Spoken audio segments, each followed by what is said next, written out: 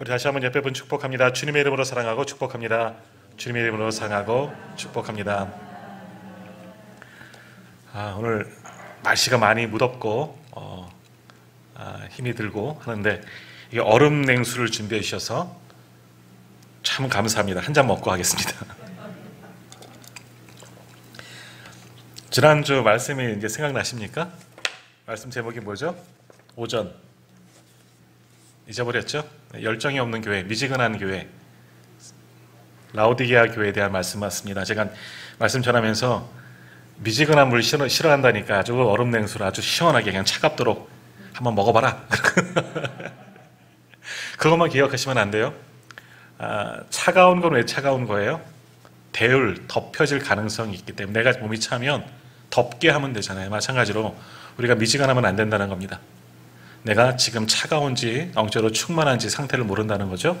그러나 내가 차가우면, 내가 정말 아주 초신자라면, 믿음이 연약하다면 내 상태를 알고 회개하고 고백하고 내게 믿음을 다해달라고, 열정을 다하여 달라고 하면 뜨거워질 수가 있다는 겁니다.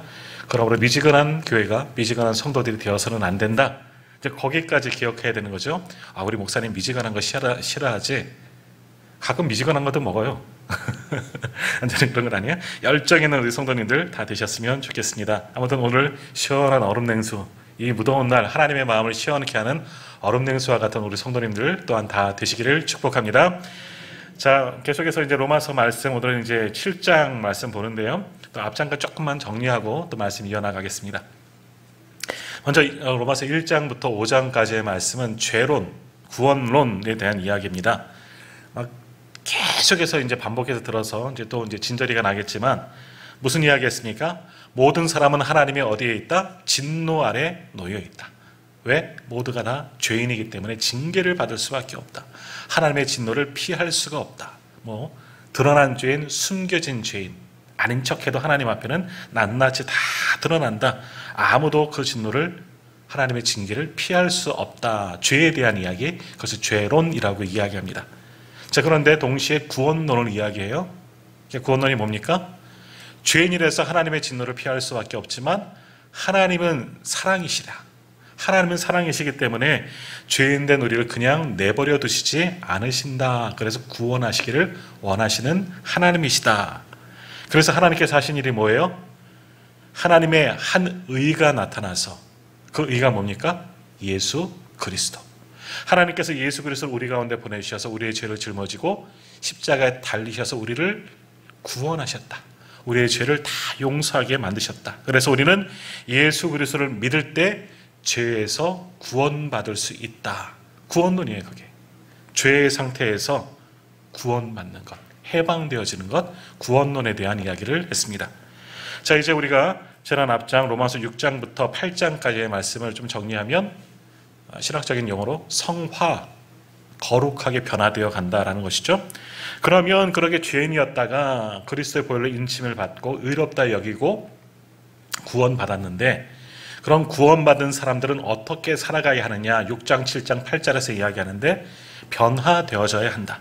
성화되어져야 한다. 성령의 성품, 신성한 신의 성품을 우리가 회복해야 된다. 하나님의 성품대로 만들어졌기 때문에 그렇게 성화되어져 가는 단계를 말씀하고 있는 겁니다.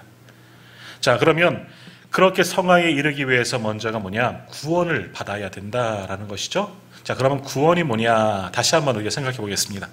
자, 구원이 뭡니까? 구원은 예수 그리스도를 믿음으로 사망에서 생명으로 옮겨지는 것이 구원입니다. 죄로 말미암아, 원죄와 자범죄로 말미암아 우리는 죽을 수밖에 없는 죄인인데, 예수 그리스도를 믿음으로, 예수 그리스도의 십자가의 공로로 말미암아 우리가 죄로 인해서 죽지 아니하고 생명으로 옮겨진다는 겁니다. 죄의 삭은 사망이기 때문에 죽을 수밖에 없고 모두가 죄인에게 하나님의 진노 아래 놓여져 있지만 예수 그리스도로 인하여 믿음을 일어나서 우리가 죽지 아니하고 생명으로 옮겨지는 것, 영생을 얻는 것, 그것이 바로 우리가 얻는 구원이다라는 겁니다. 그러므로 구원은 하나님의 진노 아래에 있던 옛사람이 하나님의 은혜 안으로 들어가서 새 사람이 되는 걸 말하는 거죠. 죄에 잡혀서 하나님의 진노 아래 살던 사람이 이제는 그리스도의 은혜로 하나님의 은혜의 빛 안에 하나님의 백성이 되어가는 것, 그것이 바로 구원이고 그것이 바로 성화다라는 겁니다. 자, 그래서 구원을 다른 말로 표현하면 자유 또는 해방이라고 표현하는 겁니다. 어디에서 자유를 얻는 거예요? 죄로부터 자유를 얻는 겁니다. 어디에서부터 해방되는 거예요? 마찬가지예요. 죄에서부터 해방되는 것이 우리가 얻은 구원이다라는 겁니다. 그래서 오늘 본문 로마서 7장의 제목이 뭡니까? 율법으로부터의 자유입니다. 그래서 7장에서 말씀하는 것은 뭐냐? 율법으로부터 자유를 얻어야 한다. 그리고 8장에서는 사망으로부터 자유함을 우리가 얻어야 한다. 그것을 말씀하고 있습니다. 자, 그래서 이제 오늘 로마서 7장, 우리 다음 주 한 몇 주 더 우리가 7장의 말씀을 살펴보겠지만, 이제 오늘 7장 우리가 이제 서론과 같은 1절에서 6절까지의 말씀에서 율법으로부터의 자유하는 것을 어떻게 하느냐, 이것에 대한 이야기를 오늘 이 시간 함께 나누고자 합니다. 자, 먼저 오늘 본문 로마서 7장 1절 말씀을 한번 같이 읽도록 하겠습니다. 1절 말씀 같이 읽겠습니다. 형제들아, 내가 법 아는 자들에게 말하노니 너희는 그 법이 사람이 살 동안만 그를 주관하는 줄 알지 못하느냐. 아멘. 자, 이 말씀을 보면요, 사도 바울이 이야기하죠. 형제들아, 내가 법 아는 너희에게 말한다. 법 알고 있는, 지금 이 말씀을 받는 사람들 로마 교회 사람들이라는 겁니다. 로마인들이죠. 로마인들에게 말하기를 내가 법 알고 있는 너희 로마인들에게 말한다라는 이야기예요. 자, 로마 사람들은 다른 누구보다 법에 대해서 아주 잘 알고 있습니다. 왜냐하면 당시 로마 제국은 법이 지배하는 그런 사회였기 때문입니다. 더욱이 로마에는 크게 두 가지 법제 체제가 있습니다. 하나는 로마 시민들에게만, 시민권을 가진 사람들에게 적용되는 시민법이 있고요. 또 하나는 뭐냐, 로마 시민이 아닌 다른 속국들, 점령해서 살아가는 그쪽 속국의 주민들에게 적용되는 만민법이 있습니다. 두 법이 틀립니다. 로마 시민법이 좀 우월하겠죠. 로마 시민은 더 많은 혜택을 많이 받겠죠. 그러니까 로마 시민을 다스리는 법과 로마 제국 안에 있는 사람들이지만 속국, 식민지 백성들이죠. 그들이 다스리는 법이 두 가지로 좀 틀리다라는 이야기입니다. 자, 그래서 사도 바울도 로마 시민권자잖아요. 그래서 사도 바울도 로마 시민의 법에 접촉을 받습니다. 그래서 복음을 전하다가 잡혀가서 유대인인 줄 알고 매를 쳤는데, 나는 로마 시민인데 너희가 로마 시민에게 어찌 이 같은 일을 하느냐 해서 배들 채찍질하던 군병들이 깜짝 놀란, 로마인을 함부로 이렇게 해서는 안 되거든요. 로마 시민은 시민법에 의해서 처벌을 하거나 뭐 해야 하는 법이 있어요. 시민은 아닌 만민법으로 시민을 적용해서 아주 큰일이 난다라는 겁니다. 그 법을 집행하는 사람도 문제가 생긴다는 겁니다. 이런 것처럼 복음과 율법도 마찬가지입니다. 복음이 틀리고 율법으로 살아가는 것이 완전히 틀리다라는 겁니다. 그러니까 이제 예수 믿는 사람들, 예수 그리스도를 믿고 구원받은 사람들은 율법을 적용하면서 살아가는 사람들이 아니라 하나님의 은혜의 법, 구원의 법에 적용되어서 살아가는 겁니다. 우리는 복음을 듣고 복음 안에서 살아간다는 이야기죠. 그러나 아직 예수를 만나지 못하는 사람은 율법 아래 적용을 받는다. 율법을 또한 알아야 한다라는 겁니다. 예수 믿는 사람은 은혜의 법 아래에 있고 믿지 않는 사람은 율법 아래에 지배를 지금도 받는다라는 겁니다. 자, 그러면 우리가 율법으로부터, 그렇게 우리를 구속하는 율법으로부터 자유를 하고 하나님의 은혜의 법으로 들어가야 하는 거예요. 이제는 율법 아래에서 살아가는 것이 아니라, 믿음 없이 율법을 따라서 살아가는 사람들이 아니라 그것을 넘어서 은혜의 법, 예수 그리스도를 믿고 하나님의 은혜의 법에, 복음에 적용하면서 우리는 살아가야 한다라는 겁니다. 자, 그러면 그래서 율법으로부터 자유하고 율법으로부터 해방이 되어져야 하는데, 그럼 율법이 뭐냐라는 거죠. 율법이 뭡니까? 하나님께서 시내산에서 모세를 통해서 주신 법, 십계명을 비롯한 여러 가지 법들을 주셨습니다. 그것이 이스라엘 백성들, 하나님의 성민에게 주신 법, 그것이 율법이죠. 이 율법을 너희가 지켜 행하면 너희는 내 백성이 되고 나는 너희 하나님이 되겠다, 하나님께서 말씀하시면서 이스라엘 백성들에게 모세를 통해서 율법을 주셨습니다. 그래서 모세의 율법, 그냥 율법이라고 이야기를 합니다. 그 율법을 통해서 하나님과 이스라엘 백성들이 언약을 맺은 겁니다. 쌍방조약이죠. 하나님의 성민이 되고 너희는 내 백성이 된다. 이 율법을 지켜라. 그래서 이스라엘 백성들이 정말 하나님의 백성 성민이 되려면, 그렇게 해서 성민의 지위를 유지하려면 어떻게 해야 돼요? 하나님의 모세를 통해서 주신 이 율법을 잘 지켜야 한다라는 겁니다. 반드시 지켜야 하는 거예요. 그래서 세부 규례까지 만들어서 철저히 지키려고 하는 겁니다. 만일 율법 중에 하나라도 범하게 되면 계약 위반이 되는 거죠. 언약이 파기가 되는 겁니다. 그럼 어떻게 되는 겁니까? 너희는 내 백성이 아니다라는 겁니다. 하나님의 법을 따르지 않으면 하나님의 백성이 될 수가 없는 겁니다. 하나님의 보호 아래 있지 않게 되는 겁니다. 완전히 언약이 파기되는 겁니다. 반드시 율법을 지켜야 했었습니다. 그래서 유대인들이 율법을 받은 이후로 이스라엘 백성들이 그 율법을 지키려고 목숨을 걸고 이 율법을 사수하려고 그렇게 노력하는 겁니다. 그 대표적인 인물들이 바로 바리새파, 바리새인들이라는 겁니다. 아주 율법주의자요. 1.1핵이라도 틀리지 않도록 그 율법을 지키며 살아가고, 자기만이 아니라 다른 사람들도 그 법 아래 살게 하려고 그렇게 노력하는 사람들이 바리새인들이다라는 겁니다. 하나님께 주신 법이기 때문에 중요합니다. 반드시 지켜야 하죠. 그것을 지켜야지 하나님 백성처럼 백성답게 살아가고 하나님과의 관계가 회복되는 겁니다. 근데 문제는 뭐냐? 이스라엘 백성들이 율법을 지키려고 계속 노력하지만 온전히 그 율법을 지킬 수 있느냐? 그리고 그 율법을 지킴으로 하나님과의 관계가 돈독해지고 그 관계가 너무나 좋아지고 믿음이 자라나느냐? 아니에요. 율법을 지키다 보니까 너무너무 힘이 든 겁니다. 율법을 지키기가 너무 힘들고 어렵다는 것을 깨닫게 됩니다. 자, 그런데 계속해서 율법을 지켜야 된다는 그런 강박관념에 살 수밖에 없는 겁니다. 하나님께서 이 율법을 주신 이유가 있어요. 이것을 지켜라. 안 지키면 죽인다. 이런 게 아니에요. 이것을 잘 지켜 하나님의 말씀에 순종하여서 하나님의 백성들, 거룩한 성민, 하나님의 자녀들로 만들어 주시려고 살아갈 수 있는 법을 주셨는데, 오히려 율법에 그들의 시험거리가 되고 그것에 잡혀서 율법주의자가 되어버리고 만 겁니다. 율법은 지켜야 하는 거예요. 율법에 은혜가 있는 겁니다. 하나님이 우리를 사랑하시고 하나님이 우리를 보호하시는 그 모든 법이 담겨져 있는 것이기 때문에, 또 우리도 하나님을 잘 섬기는 법을 배우고 하나님의 백성답게 살아가는 것을 배워야 하기 때문에 율법이 무척이나 중요한데, 율법의 정신과 율법의 의미는 이제는 사라져버리고 이 문자 그것으로 해석하는 겁니다. 이것을 지켜야 한다.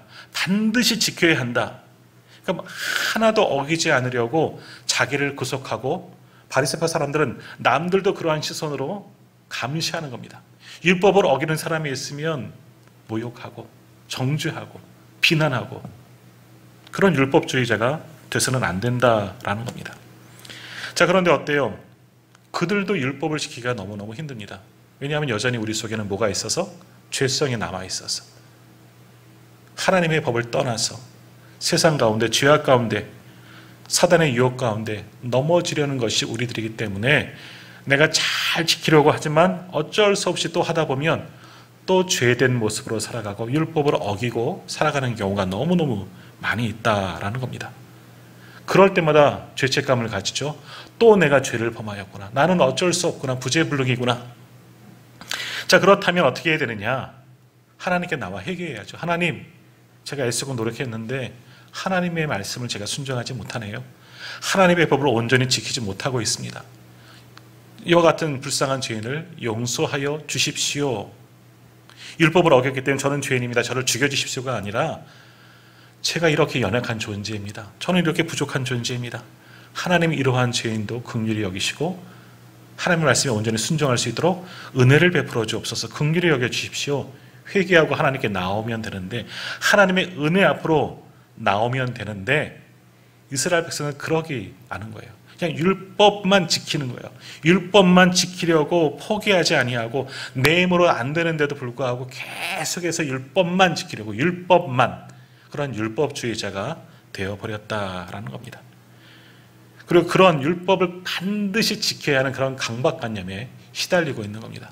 전에도 말씀드렸듯이 지금도 이런 유대인들은 아주 철저하게 율법을 지키려고 합니다. 지금도 저녁이 되면, 안식일 저녁이 되면, 그러니까 금요일 오후가 되면 정통 랍비들은 호루라기를 불고 괭가리를 들고 채찍을 들고 동네를 다니면서 가게 문 닫으려고. 왜? 안식을 지켜야 하니까 막 소리 지르고 호루라기를 빌고 종을 치고 강제로 사람들 쫓아내고 막 그런 일들을 해요. 어떻게 하면 해서든지 이렇게 해서라도 사람들에게 율법을 지키려고.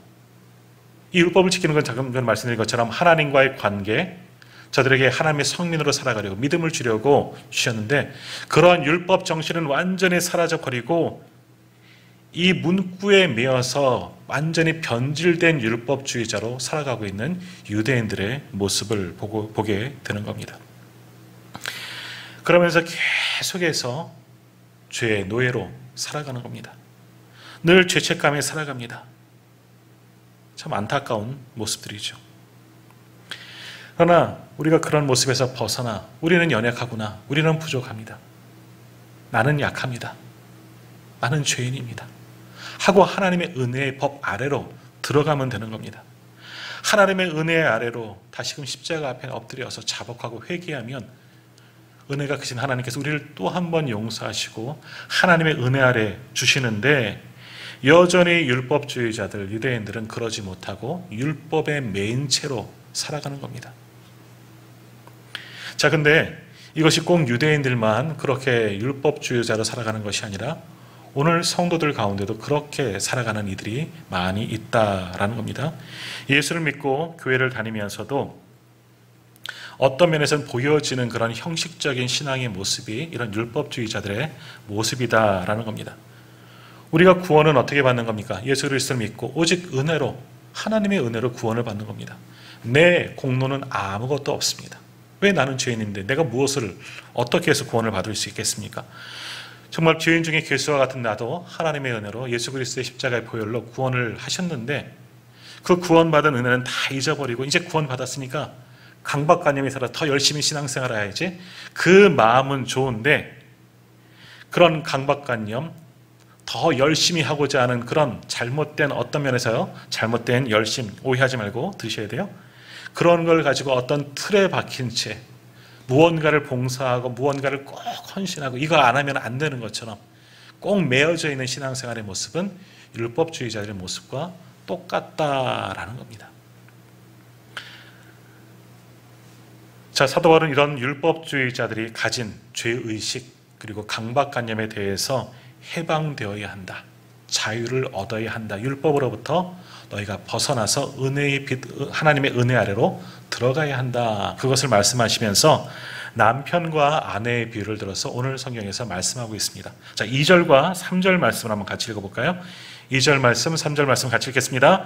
남편 있는 여인이 그 남편 생전에는 법으로 그에게 매인 바 되나 만일 그 남편이 죽으면 남편의 법에서 벗어나느니라. 그러나 만일 그 남편 생전에 다른 남자에게 가면 음녀라.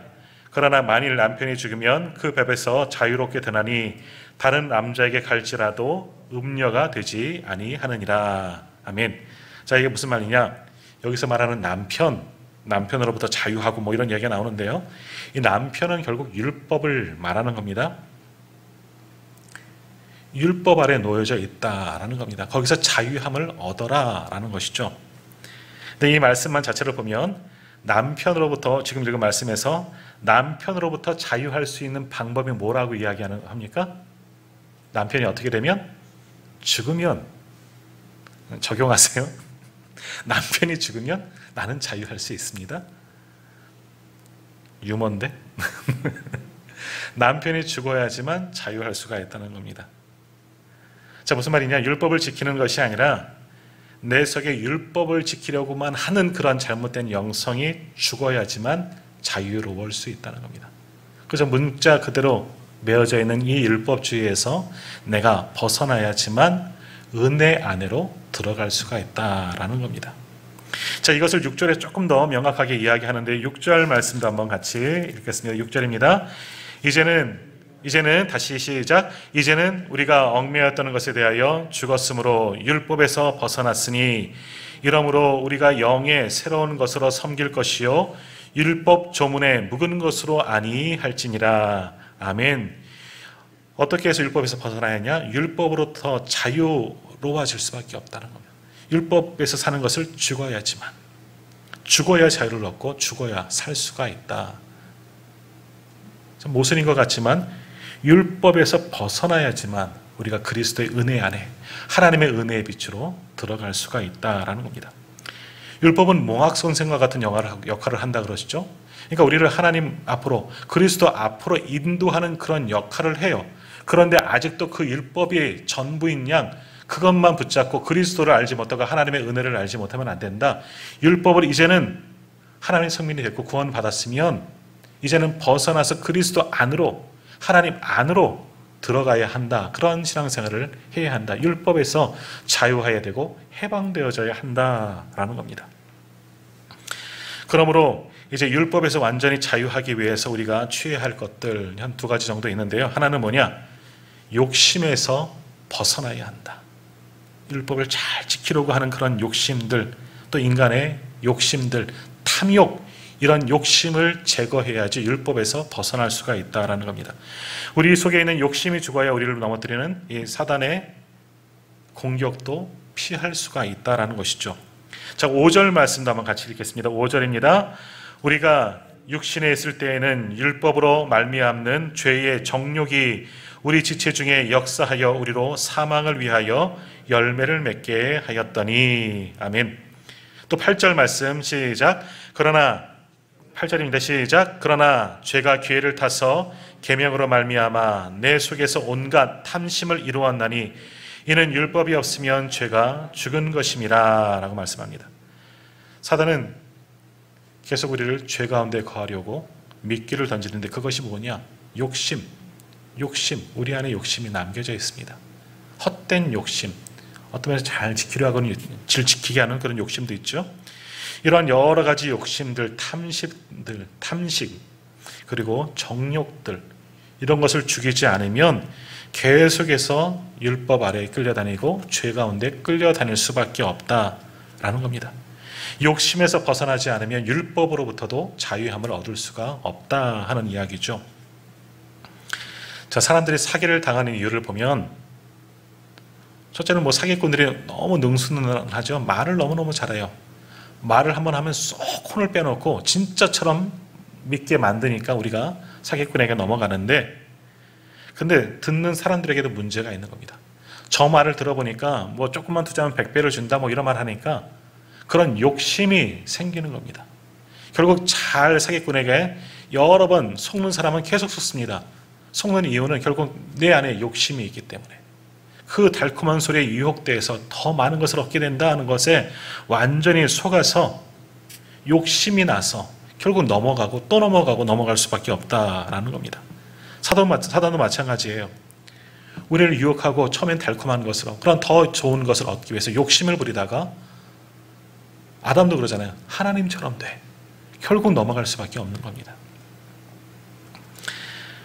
그러나 이런 모든 욕심을 다 버려야 하지 이제는 그리스도의 피단으로, 하나님의 은혜의 피단으로 나아갈 수가 있다는 겁니다. 하나님께서 말씀하시면 그 말씀을 지키면 돼요. 정직하게 살면 정직하게 살아가면 되는 겁니다.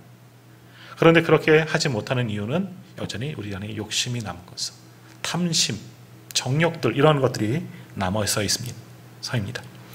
우리가 하나님의 말씀과 욕심이 충돌하면 말씀대로 가려고 하는데, 우리 생각은 그러는데 실제로는 욕심에 더 가까이 가고 그것에 끌려간다라는 겁니다. 말씀을 안 따라가고 이것이 더 달콤하기 때문에 내 욕심을 추구하고자 이것에 더 많이 가까이 가다 보면 또다시 죄의 굴레, 율법 아래 매인 자로 살아갈 수밖에 없다라는 겁니다.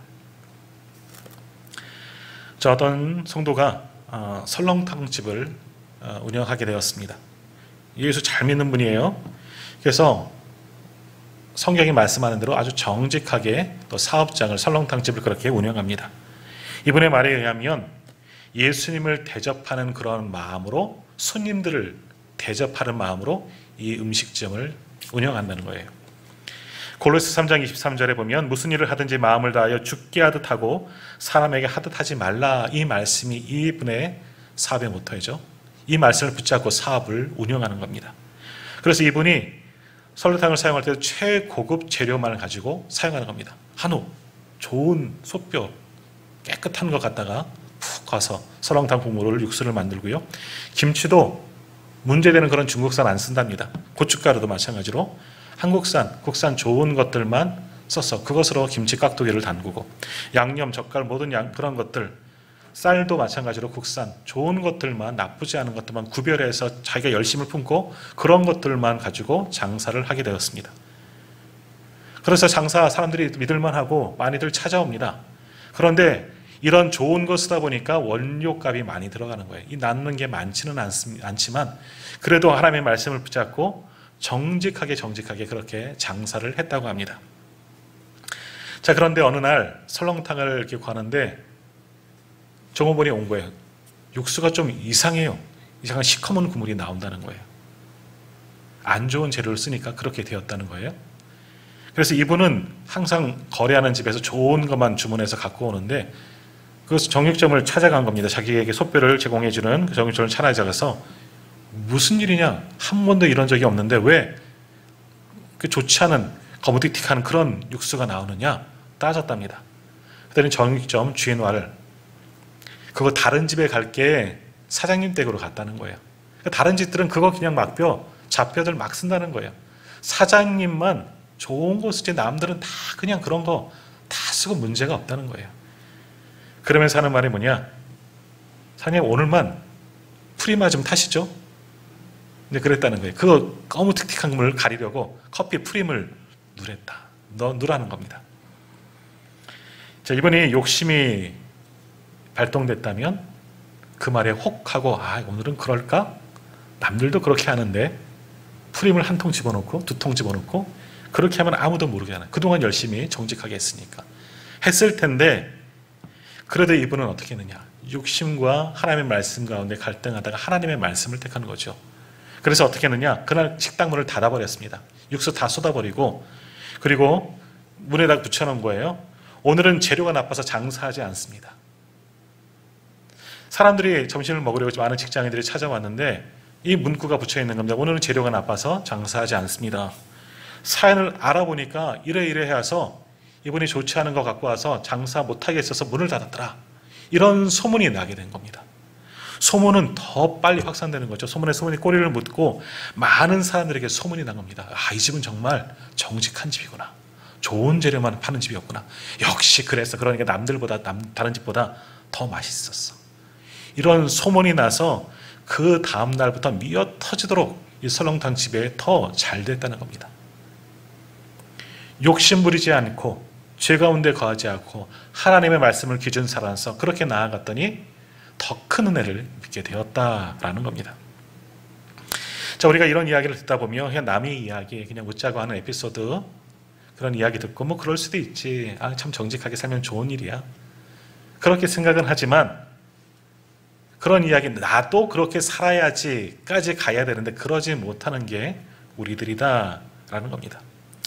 만약 이런 일들이 우리 가운데 벌어지게 된다면, 물론 비슷한 일은 아니더라도 우리가 두 갈래의 길에서 선택할 기로가 생긴다면 나는 정말 하나님의 방법을 정말 선택할 수 있느냐, 하나님의 말씀대로 순종하며 나아갈 수 있느냐, 아니면 조금 눈 감고 조금 모른 척하고 한 번인데 뭐 어때, 이러면서 정직하지 못한 내 욕심에, 당장 눈에 보이는 내 욕심에 이끌려 가다 보면 결국 우리는 하나님의 은혜 아래서 멀어지게, 또다시 율법적으로 다시 그 율법을 알기 예전의 모습, 죄된 모습으로 돌아갈 수밖에 없다라는 겁니다.